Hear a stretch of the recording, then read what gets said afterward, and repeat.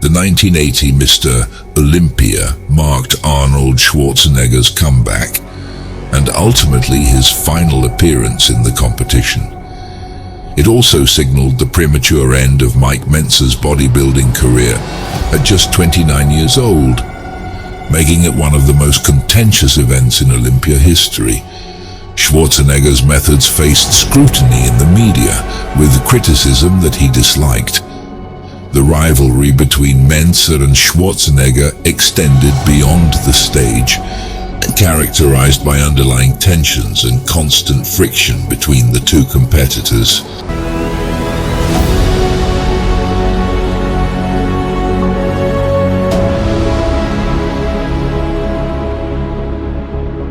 Mike Mentzer, an American bodybuilder and author, gained fame for championing high-intensity training.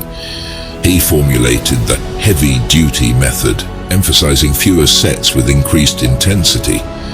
Mentzer's innovative approach to bodybuilding stirred both acclaim and debate upon its emergence in the late 1970s. Yet it has found widespread adoption among numerous bodybuilders and fitness aficionados.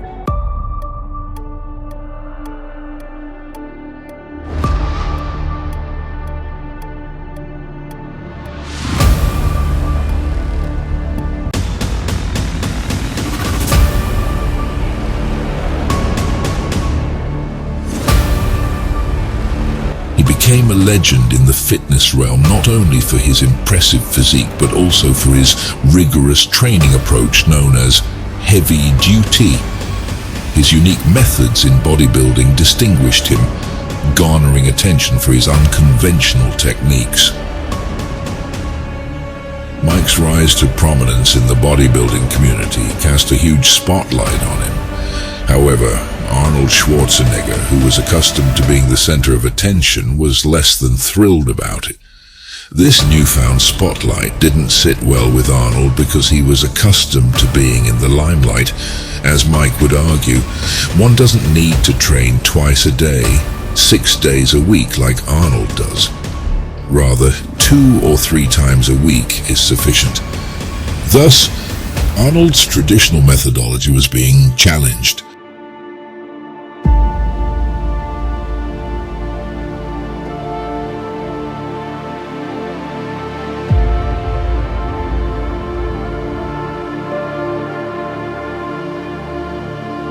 There was a consistent tension between the two individuals, as they frequently clashed over their contrasting viewpoints on Arnold's training regimen. Arnold advocated for a high-volume approach, emphasizing numerous repetitions, while Mentzer favored a minimalist strategy, believing in the philosophy of less is more. Their rivalry wasn't merely about competing for a title, it evolved into a showdown to validate whose training methodology was superior.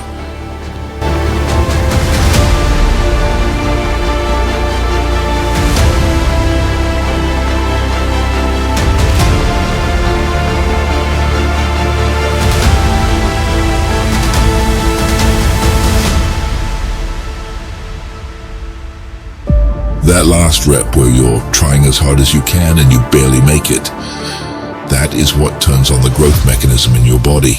That last almost impossible rep where you're baring your teeth, you're shaking all over, you need assistance. That rep is very special. That rep is very different.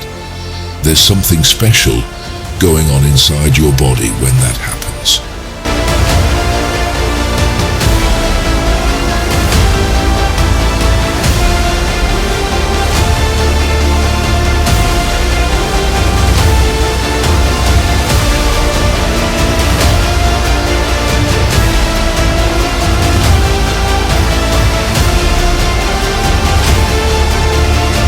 Later, Joe informed me that Arnold was under the influence of cocaine that day, evident from the bulging veins on his forehead and his heightened demeanor, all classic symptoms of cocaine use. It's notable that the judging in bodybuilding contests like this is often contentious and subjective. In the case of the 1980 Mr. Olympia, held in Sydney, only a select group, including 7 judges and Arnold's inner circle, perceived him as the rightful winner. However, the majority of competitors and audience members, aside from a few of Arnold's acquaintances, disagreed with this decision. It's widely disputed whether Arnold Schwarzenegger truly deserved to win, with ongoing debates and dramas typical in the world of sports. Accusations are commonplace, some unsubstantiated, while others come with concrete evidence and credibility. This particular incident involving Arnold Schwarzenegger and Mike Mentzer at the 1980 Mr. Olympia continues to fuel discussions and controversies within the bodybuilding community.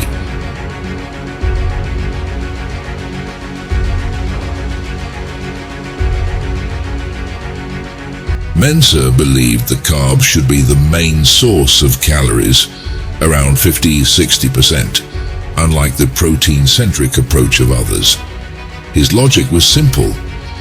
To gain 10 pounds of muscle in a year, 6,000 extra calories were necessary, as a pound of muscle requires 600 calories.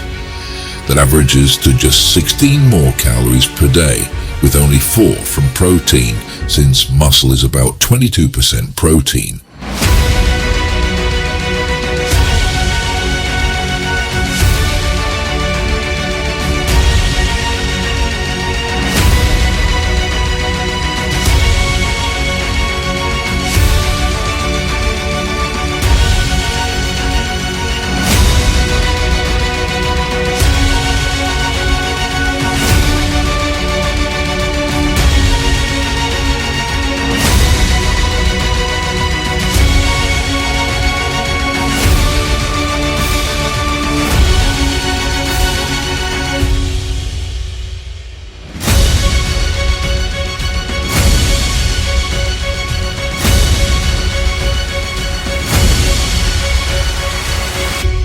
Mike Mentzer's workout routine emphasizes short but intense exercises.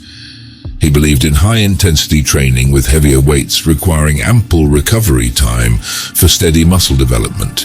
While this might not suit everyone, especially beginners, it highlights the potential of pushing boundaries.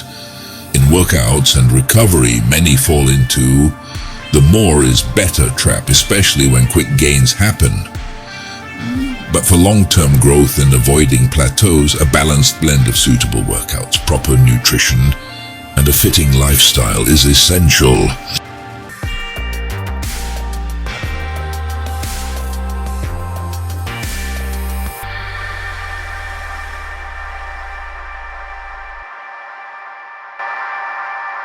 Make sure to hit that follow and subscribe button for Craven Motivation.